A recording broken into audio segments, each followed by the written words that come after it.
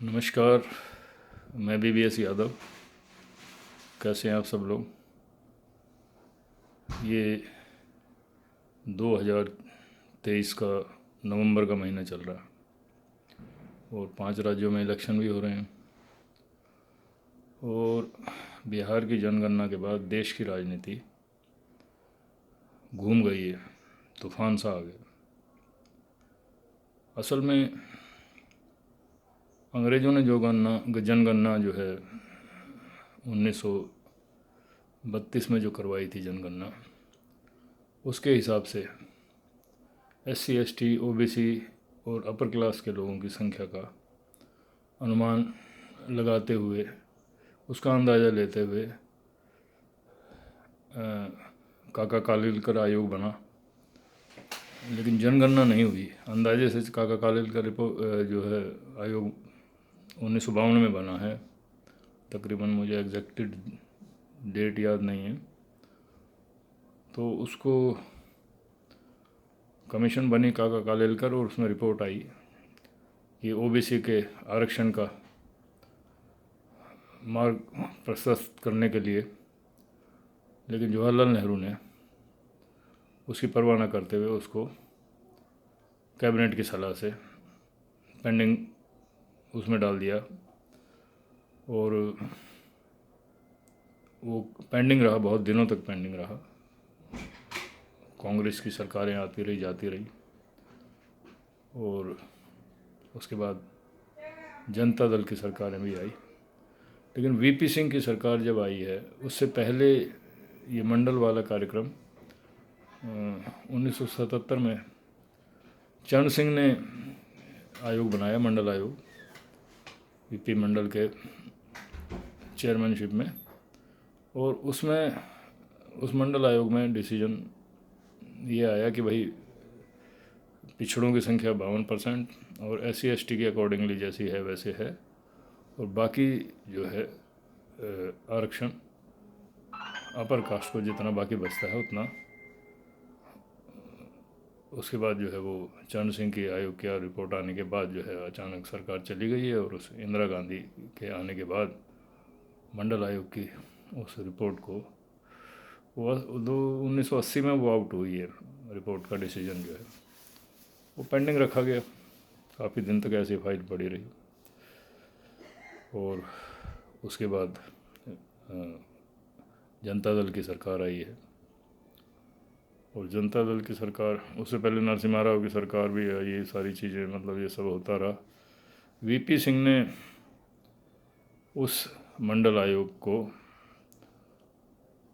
Out किया और मंडल commission में मतलब जो है कोटा तय कर दिया और उसमें मतलब 52% आरक्षण जो है पिछड़ों को देने की बात कही। लेकिन कांग्रेस ने उसकी मुखालफत की। राजीव गांधी ने उसके खिलाफ बयान दिया और BJP जो उसके सपोर्ट में थी, VP सिंह की सरकार के सपोर्ट में BJP जो थी, उसने आडवाणी ने रथ यात्रा शुरू की और कमंडल का बहाना लेके सरकार से समर्थन वापस ले लिया। तो ये दोनों दल जो है, कांग्रेस और BJP, ये मंडल के विरोध में थे और पिछड़े वर्ग के लोगों के विरोध में थे। जबकि दक्षिण में और बिहार में, दक्षिण के राज्यों में ये सब बहुत दिनों से लागू था और पिछड़ों को वहाँ आरक्षण मिल रहा था। और आरक्षण की सीमा भी मेरे ख्याल वहाँ पे तमिलनाडु में और कई जगह पे 80% के करीब थी। कर्पूरी ठाकुर ने भी वहाँ बिहार में ये लागू कर दिया था। लेकिन सेंटर में ये लागू करने के लिए कांग्रेस और BJP ड्रामा करते रहे और पिछड़ों को उनका हक नहीं दिया। बेसिकली मंडल आयोग में ये बताया गया था कि भाई जो कुछ लोग ऐसे हैं जो पिछड़े और SC ST के लोगों के अलावा अपर कास्ट की जो कास्ट हैं, उनमें ब्राह्मण और आपके कायस्थ और बनिए, उनका आरक्षण ना होते हुए एक तरह से आरक्षित थे वो, क्योंकि सभी पोस्ट में जितनी भी आईएएस की पोस्ट थी या कोई और सरकारी नौकरियों की वो थी, उनमें सब ये 90% लोग काबिज थे। और पिछड़े वर्ग क्योंकि SC ST का तो आरक्षण चल ही रहा था, तो उसमें काफ़ी लोग अफसर भी बने,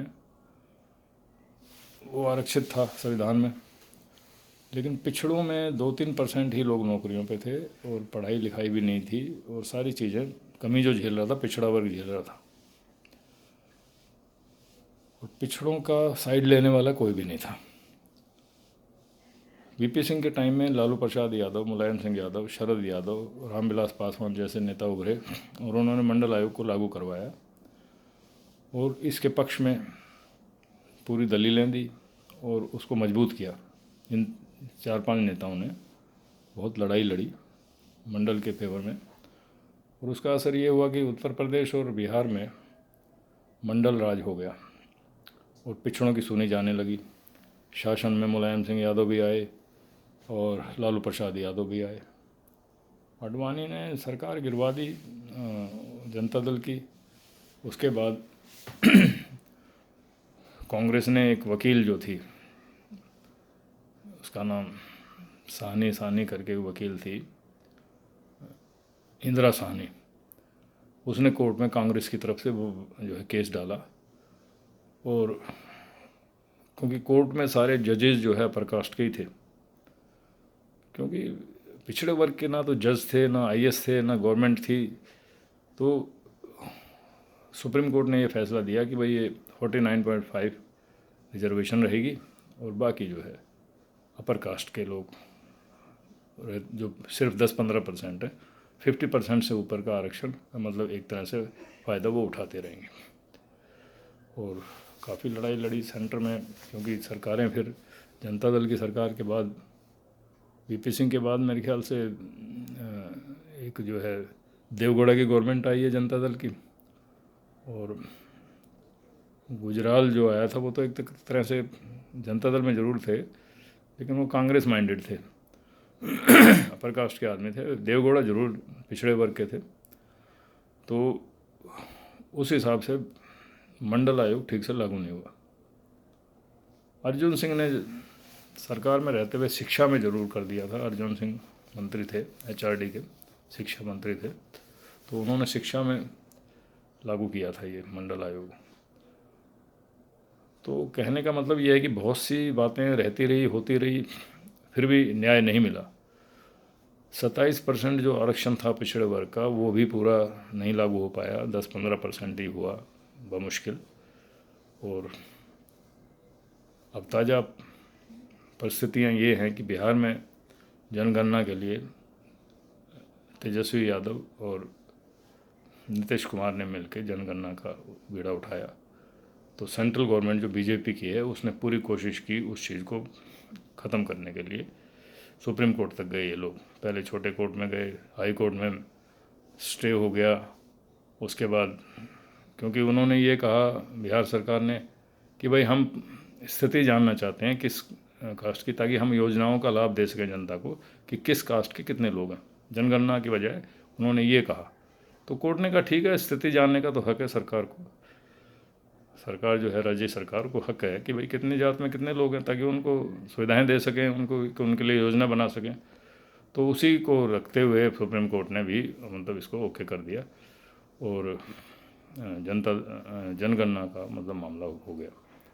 अब जनगणना में ताज़ा स्थिति ये निकली बिहार में कि 63% तो OBC के ही लोग हैं, और 20% के करीब शेड्यूल कास्ट हैं, और शेड्यूल ट्राइब जो है 1%, 1 पॉइंट समथिंग के करीब हैं, क्योंकि वो सारा झारखंड में चला गया सारा इलाका जिसमें शेड्यूल ट्राइब थे। तो बिहार में थोड़ा सा ये रह गया पोर्शन। और अपर कास्ट के लोग टोटल ही 10% से भी नीचे हैं। ठाकुर और आपके ब्राह्मण और भूमिहार, कोई 2.5% है, कोई 3% है, कोई 3.5%, तो कर आके मुश्किल से 10% हैं। और मुस्लिम भी 18%, 17-18% के करीब मुस्लिम। तो अब परिस्थितियाँ बड़ी ख़तरनाक हो गई। अभी नहीं ये लगने लगा BJP और कांग्रेस को कि भाई बेसिकली तो ये विरोधी हैं OBC के, ओबीसी के विरोधी हैं और सत्ता में ही आ जाते हैं। इनके जो लोग हैं, अपर कास्ट के जो लोग हैं, उनके लिए इन्होंने आरक्षण इकोनॉमिक आधार पे कर दिया, तो वो जो 50% वाली सीमा वो टूट गई। और आरक्षण जो अपर कास्ट के लिए जो इन्होंने किया, उसमें इन्होंने कोई टाइम नहीं लगाया, विद इन कुछ घंटे में ही सब फैसला कर दिया और डिसीजन ले लिया कि 10% आरक्षण अपर कास्ट के गरीब लोगों के लिए होगा। जबकि ऑलरेडी ये बचा हुआ आरक्षण जो है 50% वो मजे ले ही रहे थे और साथ में ये भी दे दिया। तो ओवरऑल मतलब कहने का ये मतलब है कि सभी जो लोग देशवासी हैं उनको उनका हक मिले। ये जो अपर कास्ट है इसमें ज़्यादातर लोग जो है, संसाधन इनके पास 90%, पैसा इनके पास 90%, नौकरियां इनके पास 90%। तो मंडल आयोग इस बात पे आया था कि भाई इन सबको बराबर बांटा जाए, क्योंकि प्रजातंत्र में सभी लोगों को बराबर का हक है। एक नहीं एक अंबानी अडानी बन जाए और दूसरा बेचारा एक कायम टाइम की उसे रोटी भी ना मिले सारे दिन में, तो ये सबसे पीछे खड़ा हुआ आदमी है। तो अगर उसमें अपर कास्ट का भी कोई आदमी गरीब है तो वो ठीक है, उसको भी बिल्कुल हक मिलना चाहिए।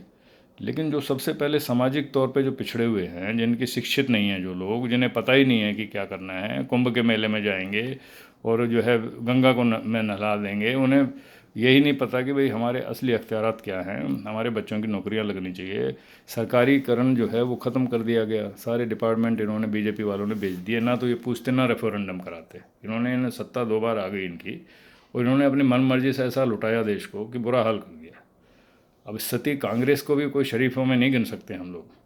कांग्रेस ने जब रहते हुए अपने घोटाले किए, अब 20 साल तक तो सोनिया गांधी को अध्यक्ष बनाए रखा डेमोक्रेसी में, आप देखिए ना, और कोई इनके पास है ही नहीं, नेतागिरी थी ही नहीं। उसके चमचे जो थे कांग्रेस में जो भरे हुए थे, उनको टिकट मिल जाती थी, वही लोग सारे के सारे अपर कास्ट के लोग ज़्यादातर काबिज थे, मंत्री भी वही बनते थे। फिर इनका पंगा हुआ, इन्होंने फिर एक वो टीम बना ली सोनिया गांधी और उनके परिवार के खिलाफ, वो भी असफल हो गई, क्योंकि चेहरा देख के, गांधी परिवार का चेहरा देख के लोग वोट देते थे। लेकिन स्थिति ये हो गई, जनता ने कहा यार ये तो बिल्कुल बेकार मामला है। वो हिंदी भी ठीक से नहीं बोल पाती सोनिया गांधी, और 20 साल से अध्यक्ष है, और सभी राज्यों में बुरा हाल हुआ। और क्योंकि बिहार और आपके यूपी में तो कांग्रेस साफ हो गई बिल्कुल ही, क्योंकि इनके पास ना तो नेता था ना कोई नीति थी।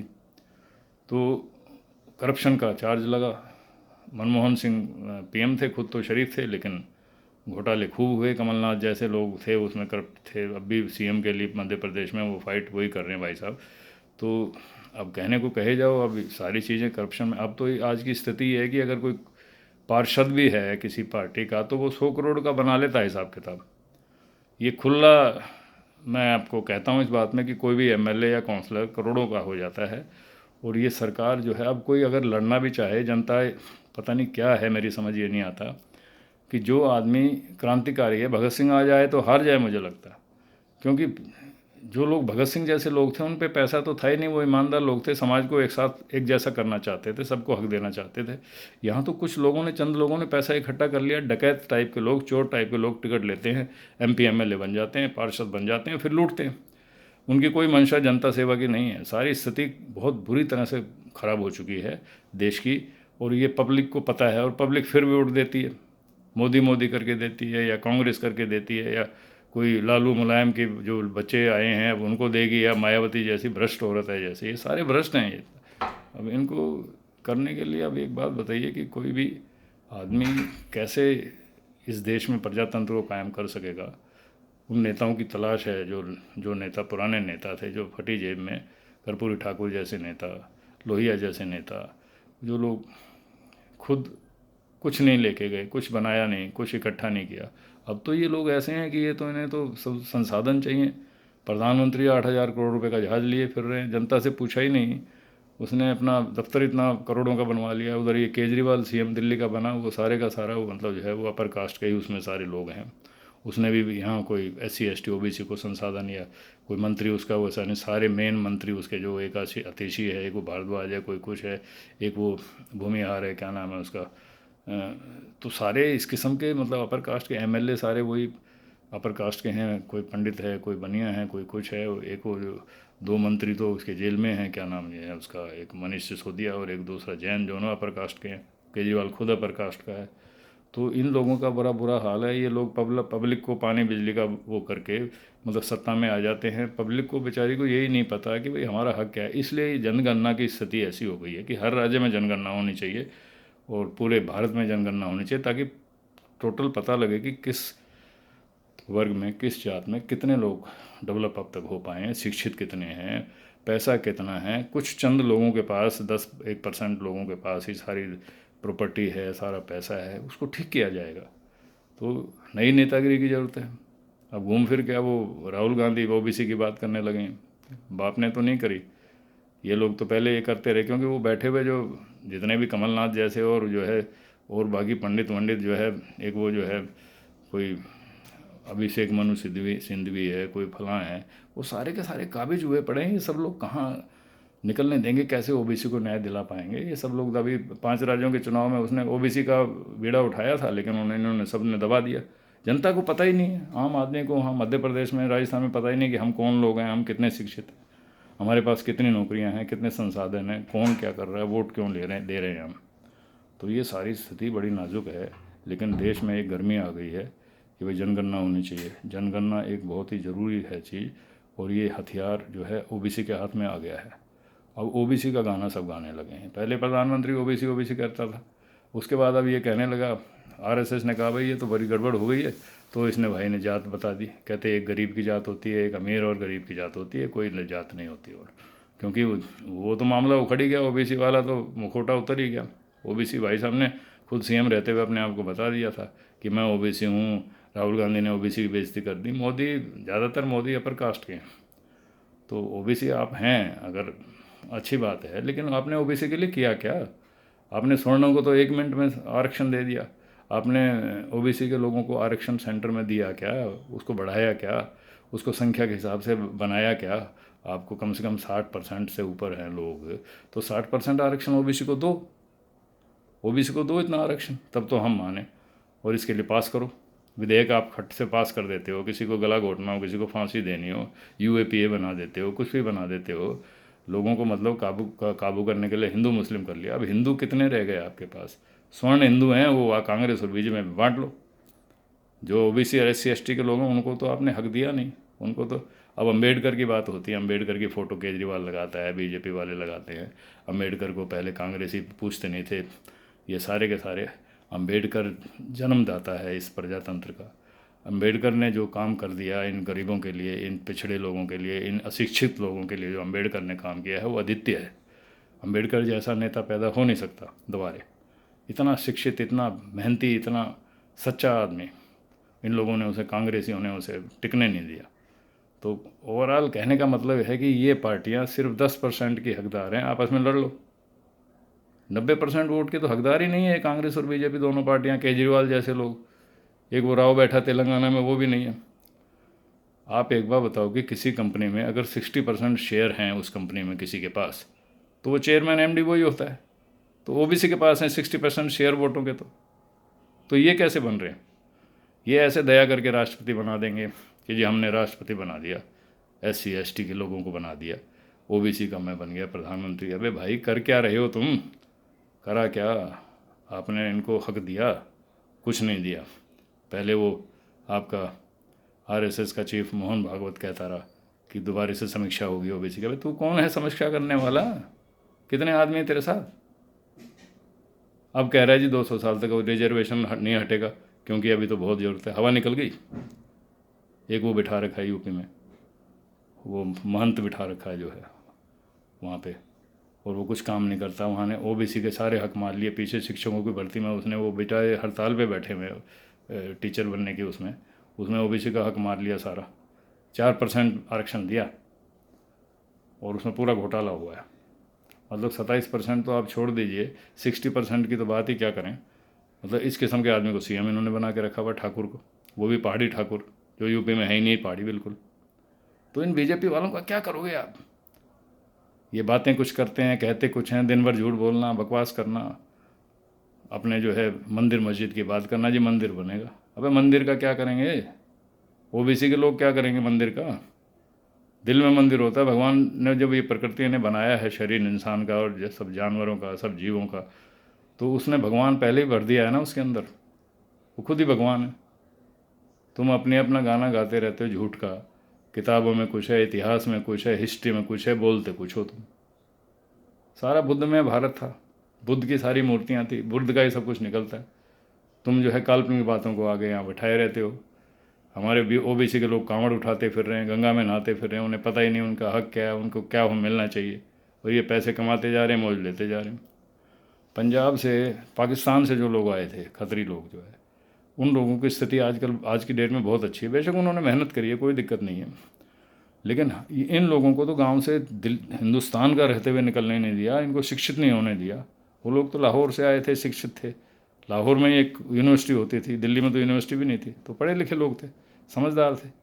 मतलब कहने का ये कि समझदार और पढ़ा लिखा होने का फ़ायदा पंजाबियों को मिला, तो ये अगर शिक्षित होते तो इन्हें भी मिलता, ये भी अपना हक मानते हैं। इन्हें पता ही नहीं कि हम अशिक्षित लोग हैं, इन्हें पता ही नहीं, इन्हें ये पता नहीं कि हमारे हक क्या है, हमारी नौकरी क्या है।